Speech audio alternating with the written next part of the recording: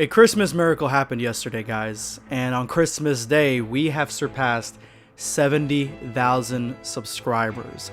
So we only have 30,000 more souls to go to reach our 100k mortals plan. And it's happening way faster than I anticipated.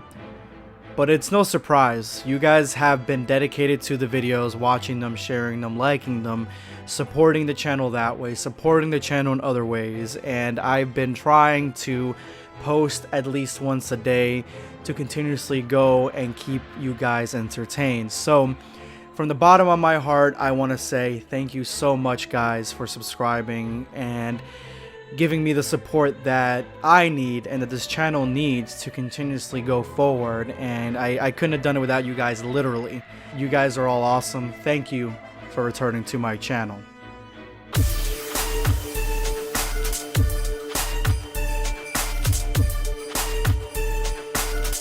Know your place, worm.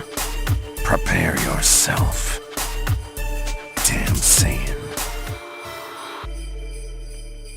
Dragon Ball Super X has been banging out chapter after chapter in rapid succession. It's coming out almost as fast as Dragon Ball Multiverse chapters come out, so I gotta thank the team behind Dragon Ball Super X. Those being the author, Ashi, the translator, Nell Dai, scanner, JFK, and of course, proofreader, typesetter, and cleaner, my boy, the Dragon Ball Guy 75, the leader of the Dragon Ball fan manga Discord. If you guys want to join a community of like-minded individuals that enjoy and love Dragon Ball fan manga and Dragon Ball fan art, go ahead and join the Dragon Ball Discord. I'm going to have a link in the description below and the top comment as well. Go ahead and check those guys out. They're awesome. And the Dragon Ball Guy is the guy that he's behind a lot of this recent push to get this Dragon Ball fan manga stuff into the mainstream of Dragon Ball. So gotta give you guys a shout out there over there at the Discord. Last we left Dragon Ball Super X, it was a grim situation. Bleach's new form is overpowering, or has overpowered, Goku and Vegeta, even in their Super Saiyan Blue states. So now we have the birth of the one and only, the OG Gogeta himself, and he is back to handle business. Now, something interesting right away happens at the beginning of this conflict. Bleed is telling Gogeta that he's still battle damaged and weary and has no energy because of all the fighting that had happened right before his fusion. And then Gogeta asks Kaba for a sensu bean, and that's it. I was under the impression, I guess, that if you went into fusion, you basically had all your stats re-upped. They kind of reset themselves. You were back at 100, and I guess that's not the case because he had to take a sensu bean, which is an interesting twist, but I like that they threw this little detail in there to make it more believable that the situation is indeed dire, and Gogeta needs to be at 100 for this. Right away, Gogeta grips up Bleed no problem and delivers a devastating punch to his gut. And I love the detail here in Bleed's armor. I like that it's cracking and breaking. So at this point now, base form Gogeta is handling Bleed at his final form, no difficulty. And Gogeta seems a lot more like Vegeta here in the way he talks and the way he's taunting Bleed. It's time for Gogeta to end this. He is on a time crunch.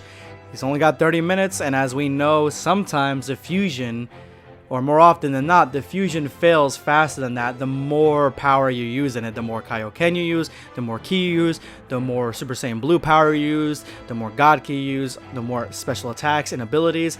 Normally that is going to drain your time. So he does a Big Bang Kamehameha to try to take out Bleed right away. But at the last second, Bleed shoots out all his energy in one engulfing flame, and it seems to have protected him for the most part. It blocked most of the attack, even though his newly acquired armor is completely gone. So was his new transformation just a power-up in the armor? The armor that he was wearing powered him up?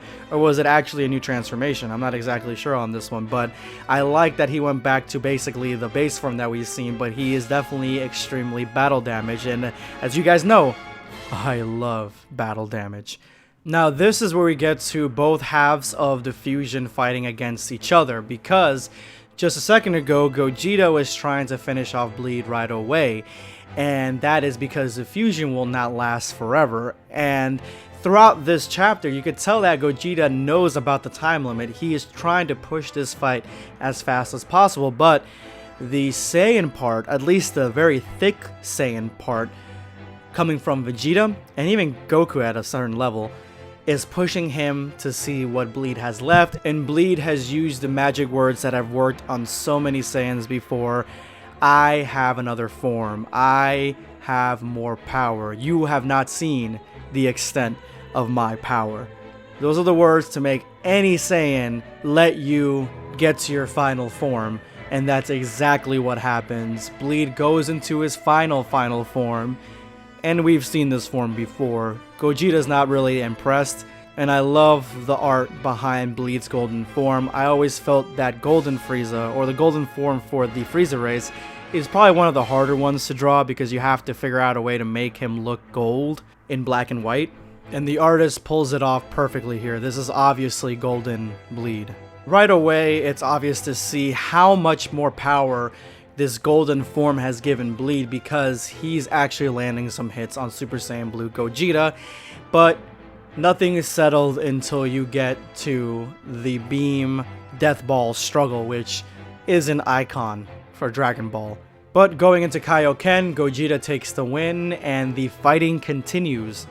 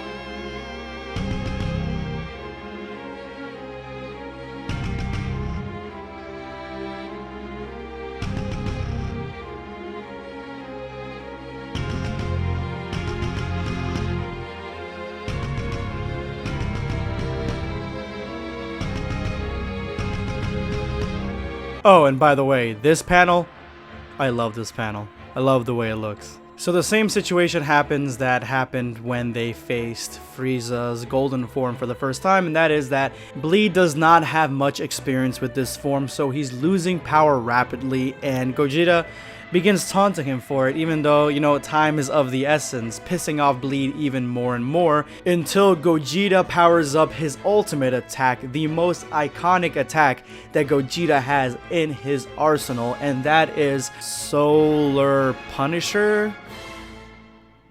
I'm pretty sure they meant Soul Punisher. Whatever, you know what I'm talking about. I'm talking about this. Either way, it's time to finish off Bleed once and for all, and poof, the fusion's over. Ain't that a bitch?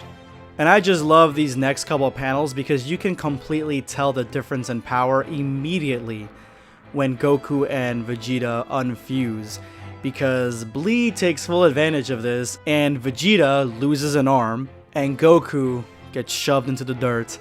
You can tell the vast difference in power between these guys, and Bleed, even at his weakened state, is on a completely different level in his golden form. Now it's like in this entire chapter they've been going back and forth in ways to finish each other off, because now it's Bleed's turn and Vegeta comes up with a plan. They have to go to the Spirit Bomb, but he tells Goku to go into his Super Saiyan God form to do it if he's got enough energy to, and of course Goku does. And just like Dragon Ball Xenoverse 2, he decides to start gathering the energy of all the living things in his God form. And I gotta say, Super Saiyan God, Spirit Bomb looks really cool. And then Vegeta, with whatever energy he's got left, blasts Bleed with all his power. But unfortunately, it's not enough, and it almost looks like Vegeta loses his neck over here, but he's still alive. Noticing how much power Goku has gathered against him, Bleed decides it's time to take Goku out, and Kaba shows up in a Super Saiyan 2 form to, I guess, stall for time. This is by far my favorite panel in this whole Dragon Ball fan manga. It's not a big thing, but I just like how Bleed's hand comes right through Kaba's attack and grabs him by the neck. I just think that looks cool, and again, it definitely shows the difference in power, which this chapter has been all about. Goku finishes the Spirit Bomb, and we're left on a cliffhanger. The next chapter is going to be the last of the Bleed arc, but it seems like there's going to be more added onto Dragon Ball Super X's storyline, so I cannot wait for that. Let me know in the comment section below what you guys thought of this chapter. This is going to be Blackscape signing off. Take care, guys.